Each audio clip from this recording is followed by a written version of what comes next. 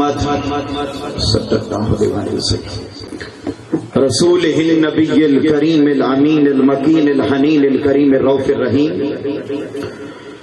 اما بعد فاعوذ باللہ من الشیطان الرجیم بسم اللہ الرحمن الرحیم ومن اللیل فتہجد بہ نافلۃ لک عسى ان يبعثك ربك مقاما محمودا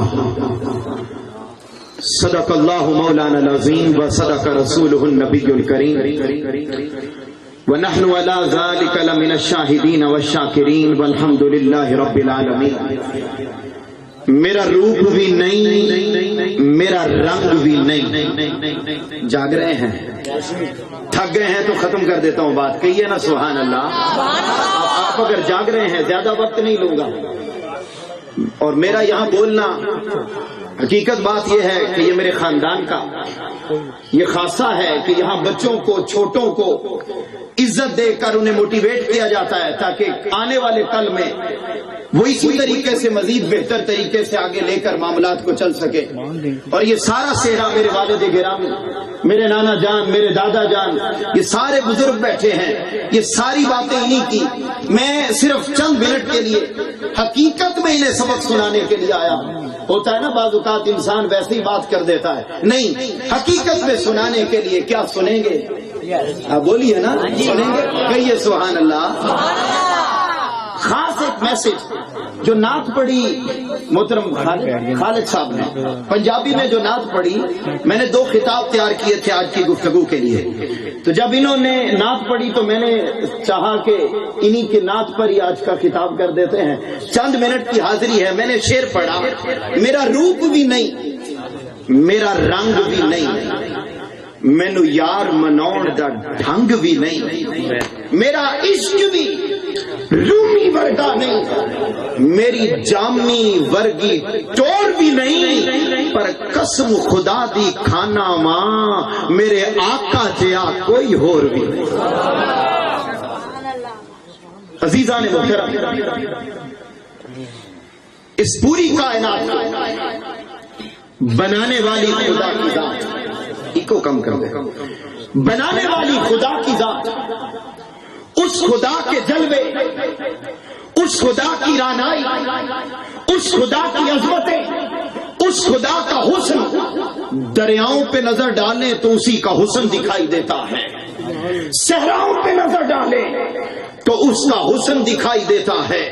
کوثروں پہ نظر ڈالیں تو اس خدا کا حسن دکھائی دیتا ہے. پہاڑوں کی بلندیوں پہ نظر ڈالیں تو خدا کا حسن دکھائی دیتا ہے. میدانوں پہ نظر ڈالیں تو اس خدا کا حسن دکھائی دیتا ہے. باغات پہ نظر ڈالیں تو خدا کا حسن دکھائی دیتا ہے. نباتات پہ نظر ڈالیں تو خدا کا حسن دکھائی دیتا ہے. جماعتات پہ نظر ڈالیں تو خدا کا حسن دکھائی دیتا ہے. عزیزان محترم، اس کائنات کے ایک ایک ذرے پر جہاں جہاں تک آپ کی نظر جا سکتی ہے خدا کا حسن دکھائی دیتا ہے.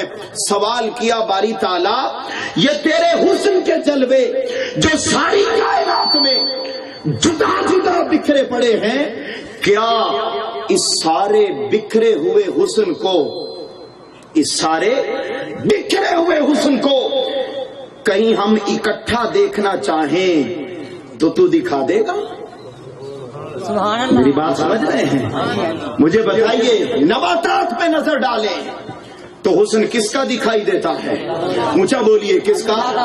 نہیں، آواز نہیں آئی، بولیے کس کا؟ جمادات پہ نظر ڈالیں تو حسن کس کا؟ بات سمجھ آ رہی ہے نا؟ جمادات پہ نظر ڈالیں تو حسن کس کا؟ اونچا بولیے، کس کا؟ میدانوں پہ نظر ڈالیں تو حسن کس کا؟ آواز نہیں آ رہی، ہاتھ اٹھا کے بولنا ہے، اللہ کا ذکر کرنا ہے. بولیے، میدانوں پہ نظر ڈالیں تو حسن کس کا؟ بیابانوں پہ نظر ڈالیں تو حسن کس کا؟ صحراؤں پہ نظر ڈالیں تو حسن کس کا؟ سمندروں پہ نظر ڈالیں تو حسن کس کا؟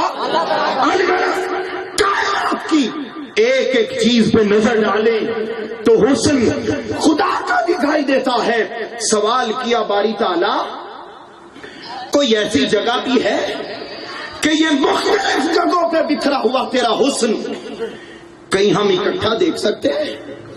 جواب آیا میرے حسن کے جدا جدا جلوے تکنے والوں، ہاں دیکھو ربیع الاول کا مہینہ ہے، مکہ کی وادی ہے، حضرت عبداللہ کا گھر ہے، صبح کا وقت ہے، سیدہ آمنہ ساجدہ راکعہ کا گود ہے، ایک نور میں نے اپنے دور سے بنایا ہے جسے محمد مصطفیٰ کہتے ہیں، تم اسے دیکھو گے میرا حسن جو جدا جدا دکھائی دیتا ہے، تم محمد کو دیکھو گے میرا سارا حسن دکھائی دے گا۔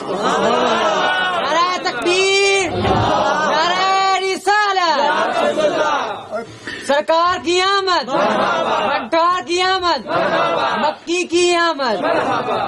میرے اس حسن کو جو جدا جدا دکھائی دیتا ہے، اگر کسی ایک ذات میں دیکھنا چاہو تو نظر ڈالو وادی مکہ میں حضرت عبداللہ کے گھر پر سیدہ آمنہ کی گود میں ایک نور طلوع ہوا ہے، جس کی شان یہ ہے کہ نور طلوع ہوا، سیدہ آمنہ فرماتی ہیں میں نے دیکھا ساری کائنات نور کا مرکب بن گئی، اور میں نے وادی مکہ میں اپنے گھر میں بیٹھ کر شام اور بصرہ کے محلات کو روشن دیکھ لیا۔ عزیزان محترم، وہ ذات جس کو دیکھے تو خدا دکھائی دیتا ہے۔ فرمایا من رانی فقد رأى الحق، تاجدار کائنات نے فرمایا جس نے مجھے دیکھ لیا اس نے مجھے نہیں دیکھا، حقیقت میں خدا کو دیکھ لیا۔ عزیزان محترم، اس ذات کی آمد کے تذکرے کر رہے ہیں۔ میں نے ایک آیت کریمہ پڑھی جس میں اللہ رب العزت نے فرمایا وَمِنَ اللَّيْلِ فَتَهَجَّدْ بِهِ نَافِلَةً لَكَ۔ اے میرے حبیب مکرم صلی اللہ علیہ وآلہ وسلم، توجہ ہے، کہیے نا سبحان اللہ۔ وَمِنَ اللَّيْلِ فَتَهَجَّدْ بِهِ نَافِلَةً لَكَ۔ میرے خطاب کا ایک حصہ مکمل ہو گیا، 3 حصے ہیں، دوسرے حصے کی طرف بڑھ رہا ہوں۔ فرمایا میرے حبیب آپ رات کے پچھلے پہر اٹھا کریں اور اٹھ کر فَتَهَجَّدْ بِهِ، آپ اس میں کون سی نماز پڑھا کریں؟ نماز اونچا بولیے، کون سی نماز پڑھا کریں؟ نماز تہجد پڑھا کریں۔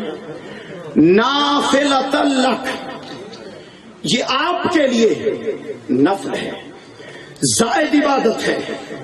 باری تعالیٰ میں پڑھوں گا مگر بدلے میں ملے گا کیا؟ اللہ